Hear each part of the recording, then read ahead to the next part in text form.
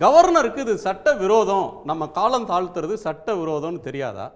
ஏறத்தாழ 10 பல்கலைக்கழகங்களுக்கு துணைவேந்தர்கள் இல்லை. இன்னைக்கு தமிழ்நாடு உயர்கல்வியில் முன்னேறி இருக்கிற ஒரு மாநிலம், துணைவேந்தர்களே இல்லாமல் திண்டாடுறாங்க. இதற்கு காரணம் தான் விரும்பிய துணைவேந்தர்களை போடணும்னு ஆளுநர் காட்டின ஒரு பிடிவாதம். அதற்கு எதிராக நடந்த இந்த சட்டம் இல்லை, இந்திய அரசியலமைப்பு சட்டத்தின் அடிப்படையில் ஆளுநர் செயல்பட்டாரா, இல்லைனா ஆர்எஸ்எஸ் ஹெட் குவார்ட்டர்ஸில் வந்து ஃபேக்ஸ் மிஷின்லேருந்து செயல்பட்டார் தான் இப்போ இஷ்யூ. இப்போ வந்து அவருக்கு கொடுக்கப்பட்ட அஜெண்டா வந்து தமிழ்நாட்டில் வந்து எப்படியாச்சும் தேசிய கல்விக் கொள்கையை வந்து திணிக்கணும். ரெண்டாவது வந்து தமிழ்நாட்டில் கல்வியோட கட்டமைப்பை வந்து உடைக்கணும். மறைமுகமாகவும் நேரடியாகவும் தமிழ்நாட்டில் நம்ம வந்து மாநில உரிமைகள் சமூக நீதி அடிப்படையில் நம்ம கல்வி வளாகங்கள் கட்டமைப்பை வந்து டிஸ்ட்ராய் பண்ணுறதுக்கான கான்செப்ட் தான். தொடர்ந்து ஆளுநர் வந்து தனக்கு சான்சலர் என்ற ஒரு அதிகாரத்தை வைத்துக்கொண்டு பல்கலைக்கழக நடவடிக்கைகள் வந்து தலையிடுறது, பல்கலைக்கழக துணைவேந்தர்கள் கூப்பிட்டு கான்ஃபரன்சஸ் போடுறது, பிறகு துணைவேந்தருக்கு போர்வையில் அங்கே இருக்க ஆசிரியர் பெருமக்கள் மத்தியில் வந்து பிளவு உண்டாக்குறது, அப்புறம் பட்டமளிப்பு விழாவை வந்து நடக்க விடாமல் மாணவர்களுக்கு வந்து சர்டிஃபிகேட் கொடுக்காம தடுக்கிறது, எந்த கல்வி அமைச்சர் வந்தாலும் அவரோட முரண்பட்டு ஏதாவது ஒரு விஷயத்தை சண்டை போட்டு முட்டுக்கட்டையாக இருக்கிறது, அப்புறம் யூஜிசி பேனல் வச்சு யூஜிசி சேர்மேன் வச்சு யூஜிசி கைடன் வச்சு தான் அதிகாரப்படுத்துகிற நடவடிக்கை எடுப்பது. இந்த மாதிரி பார்த்திங்கன்னா கடந்த ஒரு 3 ஆண்டுகளாக உயர்கல்வித்துறையில் தமிழ்நாடு அரசு பண்ண வேண்டிய அனைத்து காரியங்களும் முற்போக்கு காரியத்திலும் தடைக்கல்லாக இருக்கிற நிலை ஏன் வந்ததுன்னா அவருக்கு கொடுக்கப்பட்ட அஜெண்டா. அந்த கொடுக்கப்பட்ட அஜெண்டா எதுனா இந்திய அரசியலமைப்பு சட்டத்தின் அடிப்படையை வந்து தகட்டெறிந்து அதுக்கு முரணான செயல்பாட்டில் செயல்பட்டு இருக்கும்போது தான் தொடர்ந்து நாங்கள் வந்து சட்டமன்றத்தில் தமிழ்நாட்டு முதல்வர் சட்ட வரம்புக்கு உட்பட்டு ரெசல்யூஷன்ஸ் பாஸ் பண்ணுறது, திருப்பி அனுப்புறீங்களா, திருப்பியும் ஒன்று கூடி திருப்பியும் ரெசல்யூஷன் பாஸ் பண்ணி அனுப்புறது. பிறகு 12 ரெசல்யூஷன்ஸ் பார்த்திங்கன்னா எல்லாமே கல்வித்துறை சம்மந்தப்பட்ட பிரதானம் வந்து ஒன்று வந்து Tamil Nadu public service commission chairman நியமிக்கிறது, இன்னும் வந்து கிளெமென்சி கொடுக்குற ஒரு பெட்டிஷன்ஸ், முன்மொழிதல் முன்னாடி எல்லாமே பார்த்திங்கன்னா கல்வி உயர்கல்வி முக்கியமாக உயர்கல்வி சம்மந்தப்பட்ட ரெசல்யூஷன்ஸ் தான் இதில் இருக்குது.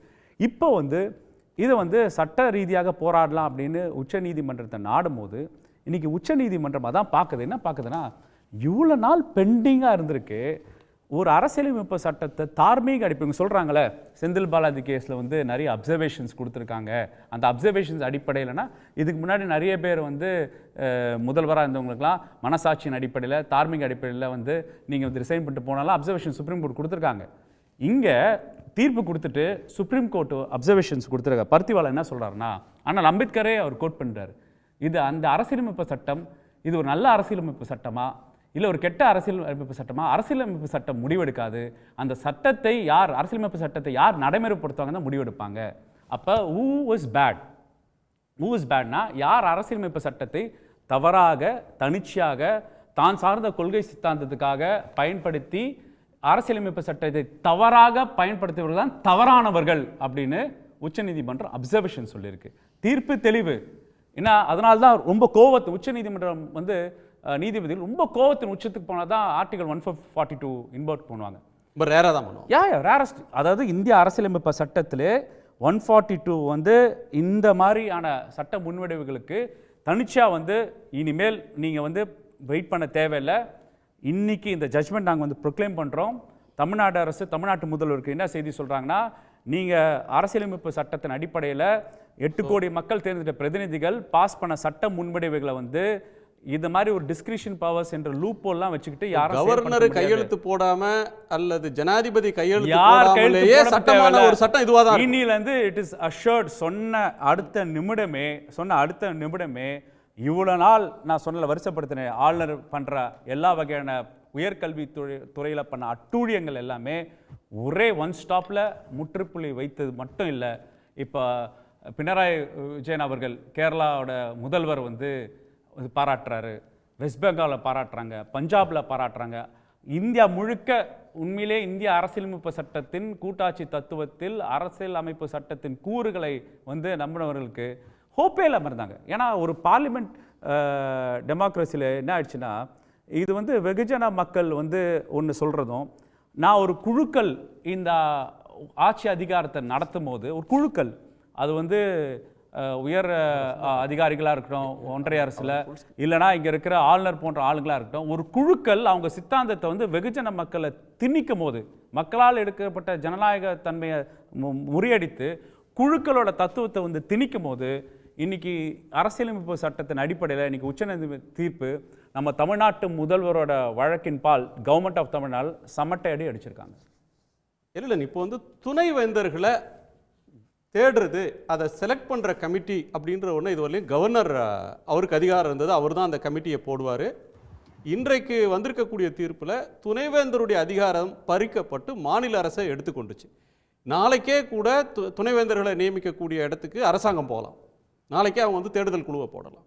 இது என்ன இம்பேக்டை தரும்? இல்லை, அடிப்படையில் நீங்கள் பார்த்தீங்கன்னா தமிழ்நாட்டு அரசின் செலவினைகளால், அதாவது ஆல் ஸ்டேட் யூனிவர்சிட்டிஸ், யார் தமிழ்நாடு அரசினால் நடத்தப்படுற ஸ்டேட் யூனிவர்சிட்டிஸ், அந்த யூனிவர்சிட்டிஸ் அடிப்படையில் தான் நம்ம வந்து சட்டங்கள் நிறைவேற்றுறோம். உங்களுக்கு இன்னும் தெரியும், university formation, processing and closure இன்னும் மாநில பட்டியலில் தான் இருக்குது.